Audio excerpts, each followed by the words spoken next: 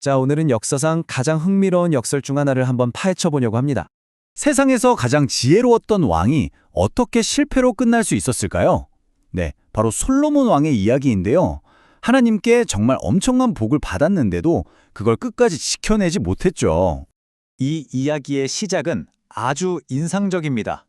솔로몬이 하나님께 보여줬던 그 깊은 사랑, 그리고 그 사랑이 가장 빛났던 순간, 바로 그의 이타적인 간구로부터 모든 게 시작되거든요. 보세요. 여호와를 사랑했고 1000번제를 드렸죠. 근데 하나님이 뭐든지 들어줄게 라고 하셨을 때 뭘 구했나요? 오래 사는 거, 돈, 아니면 원수를 이기는 힘? 아니었어요. 오직 백성을 잘 다스릴 지혜, 바로 그것만 구했습니다. 이 동기가 정말 순수했죠.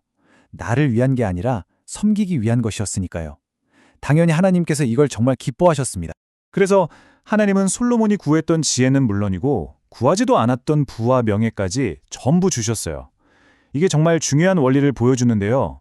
하나님은 우리가 무엇을 했느냐보다 그 행동 뒤에 숨어있는 왜, 바로 그 동기를 보신다는 겁니다. 자, 그런데 말이죠. 이렇게 엄청난 축복의 약속, 여기에는 아주 결정적인 조건이 하나 붙어 있었습니다. 내 아버지 다윗처럼 내 길로 행하고 내 법도와 명령을 지키면 내가 내 날을 길게 하겠다. 바로 이거였어요. 여기서 핵심은 뭘까요? 맞아요. 순종입니다. 이 순종이야말로 약속으로만 있던 복을 내가 실제로 누리는 복으로 만드는 열쇠였던 거죠. 성경의 복은 그냥 주어지는 게 아니라 하나님의 길을 걷는 것과 아주 밀접하게 연결되어 있다는 뜻입니다. 그럼 여기서 궁금해지죠. 솔로몬은 분명히 약속을 받았는데 왜 우리는 그의 마지막을 비극으로 기억하는 걸까요?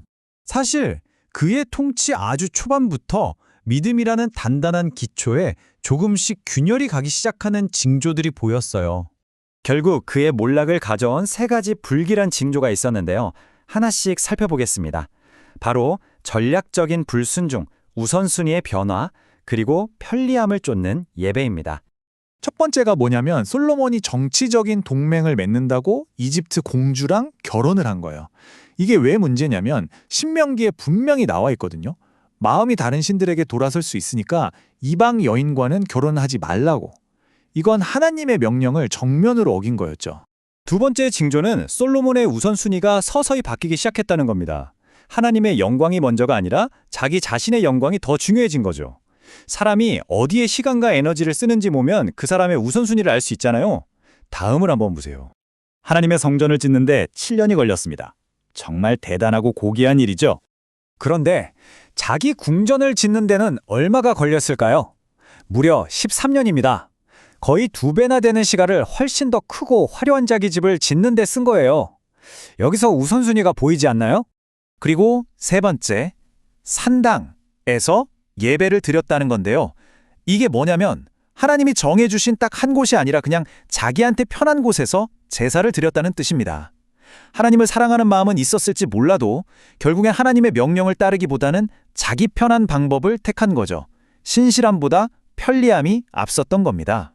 자, 이 세 가지 징조들을 보면 결국 솔로몬의 믿음에 있었던 단 하나의 아주 치명적인 약점이 드러납니다. 바로 이거예요. 솔로몬은 하나님을 사랑하긴 했지만 경외하지는 않았다는 겁니다. 애정은 있었어요. 하지만 하나님의 말씀을 두렵고 떨리는 마음으로 존중하는 그런 깊은 마음이 부족했던 거죠. 다시 말해 하나님의 복을 받는 그 느낌은 좋아했지만 그 복을 주시는 분에 대한 두려움, 그래서 그분의 말씀에 철저히 순종해야겠다는 마음은 없었던 겁니다. 이 둘의 차이가 정말 중요한데요. 사랑은 감정, 어떤 애정에 가까울 수 있어요. 그래서 관계를 원하고 하나님과 함께 있는 걸 즐거워하죠. 행동이 없어도 사랑한다고 말할 수는 있으니까요. 하지만 경외는 다릅니다. 이건 존중의 태도예요. 그래서 반드시 순종이라는 행동으로 나타나고 하나님의 말씀 앞에서 떠는 겁니다. 이 행동이 바로 그 사랑이 진짜라는 걸 증명해 주는 거죠. 이게 그냥 수천 년 전 옛날 이야기 같으세요? 절대 그렇지 않습니다. 사랑과 경외를 분리했을 때 어떤 위험이 닥치는지 이건 오늘날 우리에게도 너무나 현실적인 비극으로 다가옵니다. 작가 존 비비어가 쓴 책에 나오는 이야기인데요. 한때 아주 유명했던 부흥사가 큰 스캔들에 휘말려서 감옥에 가게 된 일이 있었어요. 누군가 그에게 정말 날카로운 질문을 던졌는데 그 대답이 정말 충격적입니다. 질문은 이거였어요. 언제 예수님에 대한 사랑이 식었습니까? 이 질문에는 이런 생각이 깔려 있었던 거죠. 아니, 그렇게 큰 죄를 지으려면 당연히 예수님을 사랑하는 마음이 다 사라졌겠지, 라고요.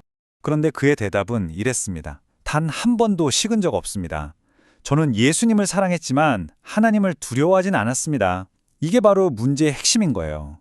예수님의 명령은 그냥 무시하면서 감정적인 사랑만 붙들고 있었던 거죠. 그 사랑이 진짜가 아니었다는 걸 스스로 증명한 셈입니다. 그렇다면 진짜 사랑은 뭘까요? 사랑은 그냥 감정이 아닙니다. 순종으로 증명되는 거죠. 성경에서도 불의를 기뻐하지 않고 진리와 함께 기뻐하는 게 사랑이라고 하잖아요. 하나님을 사랑한다고 말하면서 그분의 말씀을 무시한다? 그건 그냥 자기 자신을 속이는 겁니다. 진짜 사랑은 결국 그분의 명령을 우리가 어떤 태도로 대하는가에서 드러나는 거예요.